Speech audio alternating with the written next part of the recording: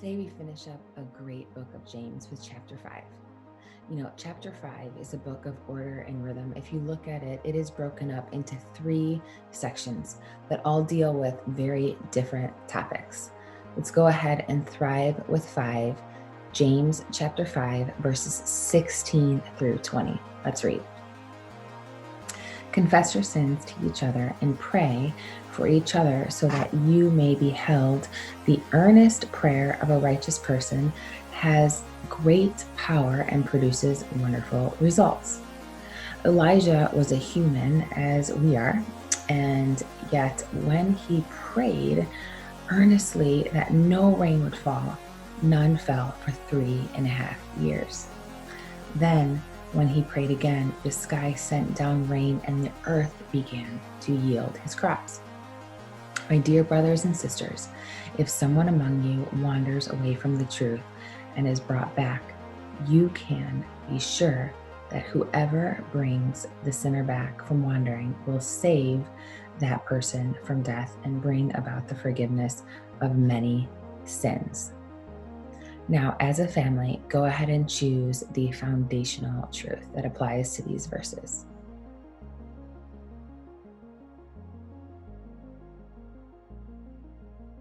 I would choose, I can trust God no matter what. So we'll go ahead and read verse by verse, and we will dissect each verse. Let's start with verse 16. I love this verse because it talks about the power of prayer. Let's read. Confess your sins to each other and pray for one another so that you may be healed. The earnest prayer of a righteous person has great power and produces wonderful results. Here's the thing. I think we underestimate our prayers because we have always underestimated the power of God. I mean, if you think about God and all that He's created, He created the universe with His words. He created the stars. He placed them strategically in the sky. He built a human body that has the DNA sequencing structure so complex and with such depth that even scientists can't even fully understand it.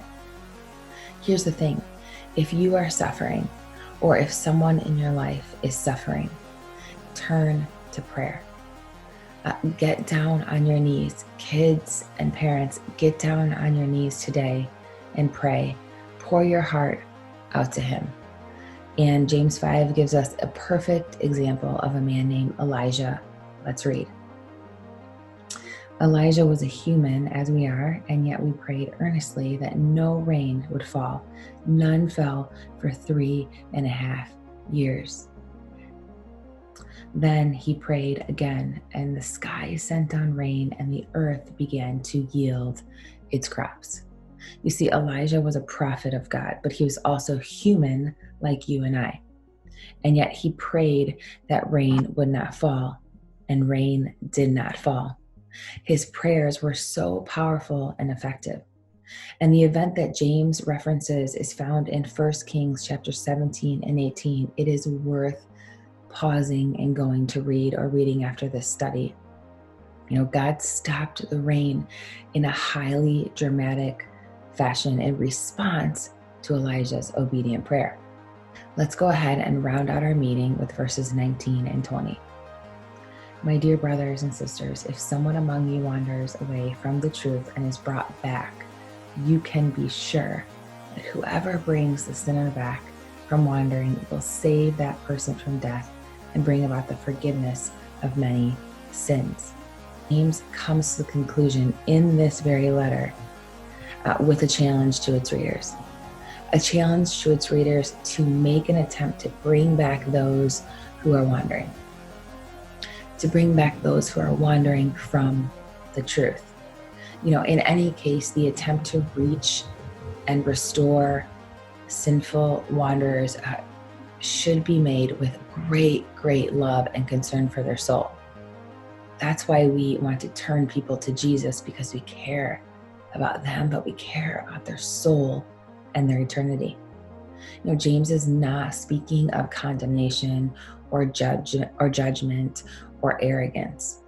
No, he's speaking of a sincere interest a loving effort to help someone else find and follow Jesus. Hey, this study was just so much fun. I hope you enjoyed it, parents. I hope it was a helpful tool for you to use with your children. But continue the conversation and dissect the earlier part of chapter 5. Enjoy, and we'll see you later. Bye-bye.